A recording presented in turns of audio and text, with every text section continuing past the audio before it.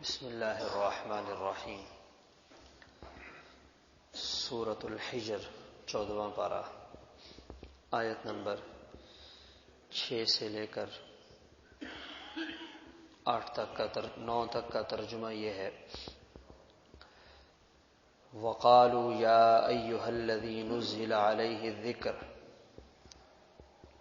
اور کافر کہنے لگے اے وہ ذات جس پر قرآن پاک نازل کیا گیا، اِنَّكَ لَمَجْنُونَ، آپ تو مجنون ہیں، لَوْ مَا تَأْتِينَا بِالْمَلَائِكَةِ، آپ ہمارے پاس فرشتے لے کر کیوں نہیں آتے، اِن كُنتَ مِنَ الصَّادِقِينَ، اگر آپ سچے ہیں، مَا نُنَزِّلُ الْمَلَائِكَةَ إِلَّا بِالْحَقِّ، ہم فرشتوں کو جب اتارتے ہیں تو حق یعنی فیصلہ دے کر اتارتے ہیں، وَمَا كَانُوا إِذًا مُنظَرِينَ، اور اس وقت کافروں کو مہلت نہیں دی جاتی، إِنَّا نَحْنُ نَزَّلْنَا الذِّكْرَ، بے شک ہم نے قرآن پاک نازل کیا، وَإِنَّا لَهُ لَحَافِظُونَ، اور بے شک ہم ہی اس کی حفاظت کرنے والے ہیں۔ یہ 4 آیات کا ترجمہ ہمارے سامنے آیا۔ حضور پاک صلی اللہ علیہ وسلم نے 40 سال مکہ مکرمہ میں ایسے گزارے ہیں کہ وہاں کا رہنے والا ہر باشندہ آپ کی صداقت اور امانت کی گواہی دیا کرتا تھا۔ جب کبھی عرب کے مسائل کھڑے ہو جاتے، قبائلوں میں جنگیں چھڑ جاتی، تو فیصلہ کروانے کے لیے وہ آپ صلی اللہ علیہ وسلم کے پاس حاضر ہوتے۔ عرب کے وہ سردار جن کی زندگی فیصلے کرتے کرتے گزر گئی، بعض دفعہ ایسی پیچیدہ صورتحال پیدا ہو جاتی کہ فیصلہ کرنا ان کے بس میں نہ رہتا، تو سب ایک زبان ہو کر اس کے لیے تیار ہو جاتے کہ اس کا فیصلہ محمد صلی اللہ علیہ وسلم سے کروائیں گے۔ 40 سال معمولی زمانہ نہیں ہے۔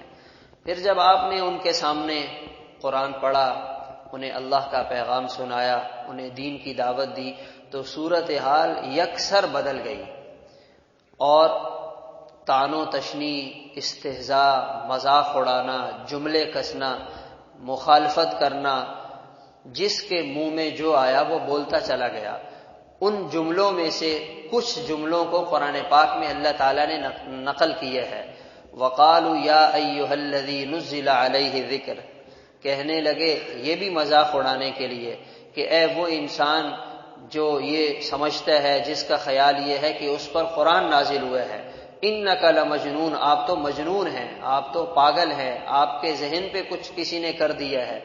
اگر آج کسی ایک عام آدمی سے بھی کوئی ایسی بات کہی جائے تو اسے کتنا افسوس ہوگا، کتنا پریشان ہوگا۔ حضور پاک صلی اللہ علیہ وسلم کا کتنا بڑا ظرف ہے کہ انہوں نے ان ساری باتوں کو دین کے لیے برداشت کیا ہے۔ آج اگر دین پر کوئی عمل کرنا شروع کرے نا، ایک نوجوان کے دل میں بات آ جائے، اس نے سنت کے مطابق اپنا حلیہ بنا لیا، گھر والے کہہ دیں کہ یہ تم نے کیا شکل بنا لی ہے، وہ دوسرے دن صاف ہو جائے گا۔ ایک نوجوان مسجد میں نماز پڑھنا شروع کر دے، اس کے دوست کہہ دیں کہ بھئی یہ تم کیا نمازی حاجی صوفی بن گئے، وہ اس کے بعد مسجد آنا چھوڑ دے گا۔ یعنی اتنا حوصلہ نہیں ہے، اتنی برداشت نہیں ہے کہ کسی کا ایک جملہ سہ سکیں۔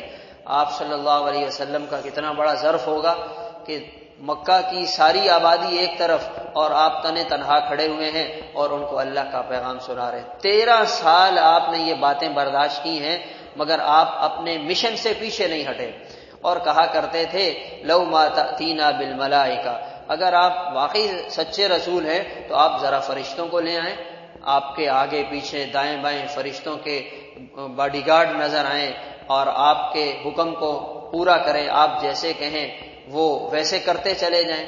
تو آپ صلی اللہ علیہ وسلم کے سامنے اس قسم کی باتیں ہوئیں، تو اللہ تعالیٰ نے اس کا جواب یہ دیا کہ ان کو فرشتے دیکھنے کا زیادہ شوق ہے۔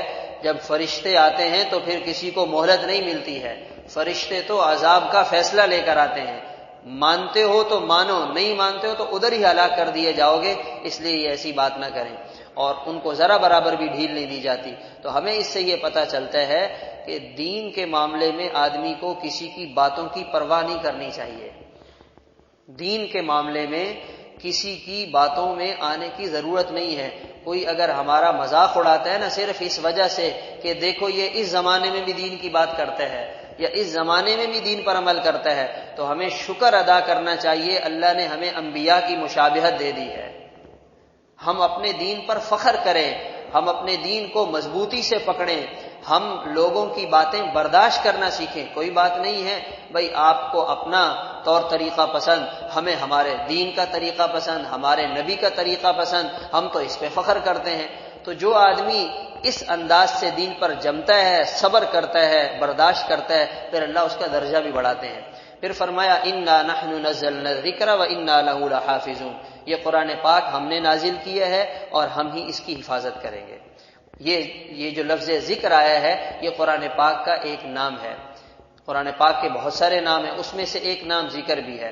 چنانچہ ہم دیکھتے ہیں قرآن پاک اول روز سے لے کر آج تک جیسے آسمانوں سے نازل ہوا تھا آج تک محفوظ چلا آ رہا ہے. دنیا کا کوئی مذہب، کوئی عقیدہ، کسی عقیدے کو ماننے والے اپنی آسمانی کتاب اصلی حالت میں نہیں دکھا سکتے.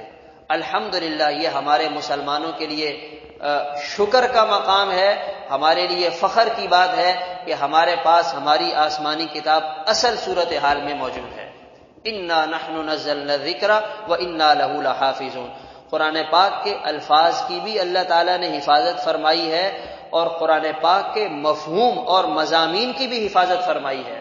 ورنہ ہوتا کیا، قرآن پاک کی کوئی آیت ایک صاحب پڑھتے اور کہہ دیتے اس کا مطلب یہ نہیں جو علماء نے بتایا ہے، اس کا مطلب وہ ہے جو میں بتا رہا ہوں. جیسے ایک صاحب کہنے لگے السارق والسارقۃ فاقطعوا ایدیہما، اگر کوئی چوری کرے تو اس کا ہاتھ کاٹ دو. اس کا مطلب ہاتھ کاٹنا نہیں ہے، اس کا مطلب ہے اس کو شہری اور ملکی حقوق سے محروم کر دو، یہ اس کا مطلب ہے. اب یہ ایسا مطلب ہے جو آج تک کسی عالم نے، کسی محدث نے، مفسر نے بتایا نہیں ہے. تو الحمدللہ قرآن پاک کے مفاہیم اور مضامین بھی محفوظ ہیں حدیث کی شکل میں. تو قرآن بھی محفوظ ہے اور حدیث بھی محفوظ ہے. اگر کوئی آدمی حدیث کا انکار کرتا ہے تو وہ گویا قرآن کا انکار کر رہا ہے. اللہ تعالیٰ نے سب کی حفاظت فرمائی ہے. اور ہمارے ہاں الحمدللہ پاکستان میں اللہ تعالیٰ نے یہاں کے رہنے والوں کو اعزاز بخشا ہے. پوری دنیا میں عالم اسلام اور عالم کفر میں پاکستان کا نمایاں نام ہے، سب سے ٹاپ پوزیشن پر ہے قرآن پاک کے حافظ پیدا کرنے والوں میں.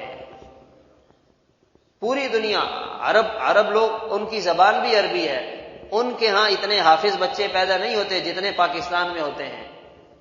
1,00,000 بچہ اس سال قرآن پاک میں حافظ تیار ہو رہا ہے. 1,00,000. ایک بچے کو ایک سورت یاد کرانا آسان نہیں ہے، 1,00,000 حافظ کہاں سے آ رہے ہیں؟ یہ الحمدللہ یہاں جو مدارس کا نظام ہے اور یہاں کے رہنے والے مخلص مسلمان خاموشی کے ساتھ، رازداری کے ساتھ، اپنی آخرت بنانے کے لیے، اللہ کو راضی کرنے کے لیے ان کے ساتھ جو تعاون کرتے ہیں یہ اس کا ثمرہ ہے. کوئی سرکاری بجٹ نہیں، کوئی گرانٹ پاس نہیں ہوتی، کہیں کوئی حکومت کی طرف سے تعاون نہیں ہوتا. اس کے باوجود بے سر و سامانی کے عالم میں الحمدللہ پاکستان میں اتنی بڑی تعداد میں حافظ قرآن تیار ہوتے ہیں. اس سے بڑی ہمارے لیے کیا فخر کی بات ہو سکتی ہے.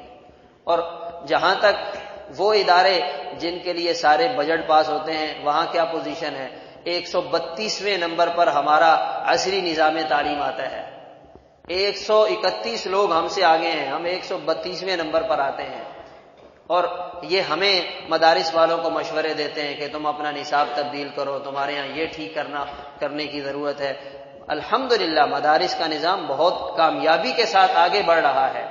ہر آنے والے سال میں پہلے سے زیادہ حافظ، پہلے سے زیادہ علماء، پہلے سے زیادہ مفتیان کرام تیار ہوتے ہیں.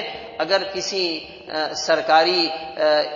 سرکاری آدمی کو، انتظامیہ کو اگر فکر ہے تو انہیں اپنے اداروں کی فکر کرنی چاہیے. نہ استاد آ رہے ہیں، نہ شاگرد آ رہے ہیں، اور تنخواہیں پوری کی پوری جا رہی ہیں. تو اس لیے یہ الحمدللہ پاکستان میں اللہ تعالیٰ نے یہاں کے رہنے والے مسلمانوں سے یہ کام لیا اور ان کو حفاظت کا ذریعہ بنایا. وَإِنَّا لَهُ لَحَافِظُونَ. اور جو قرآن کے ساتھ دنیا میں جڑے گا، قرآن کو سینے سے لگائے گا، اللہ تعالیٰ اس کو دنیا میں بھی اونچا کریں گے، اور آخرت میں تو ایسے لوگوں کے کیا کہنے ہوں گے۔ اللہ تعالیٰ عمل کرنے کی توفیق عطا فرمائے۔